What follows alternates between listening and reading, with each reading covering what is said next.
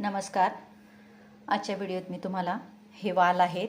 आपण वालच्या शेंगा करतो, परंतु कडक वाल आहे. हे वाल फुगवायचे आहेत. म्हणजे ह्या पद्धतीत हे वाल असे फुगवून घेतलेले आहेत. मी जसे मठ मूग आपण उसळ करतो त्याप्रमाणे हे वाल फुगवून घेतले एक दिवस आधी. तर हे सोप्या पद्धतीत सोलायचे कसे, कारण ह्या वालांची भाजी वाल बटाटा आणि शेवगा घालून किंवा मिक्स भाजी खूप सुंदर लागते. ह्या वालमध्ये कोणतीही भाजी तुम्ही मिक्स करून करू शकतात. अगदी कोणती, गिलकं, दोडकं, गवार, त्यानंतर शेवगा, बटाटा, कोणताही बटाटा टाकून तर खूप सुंदर लागते. तर ते झटपट कसे सोलायचे किंवा ते सोलायला वेळ लागतो, तर ते पटापट सोलता आले पाहिजे. तर हे अशा पद्धतीमध्ये हे असे दाबायचे आणि ह्याचं साल हे काढायचं आहे.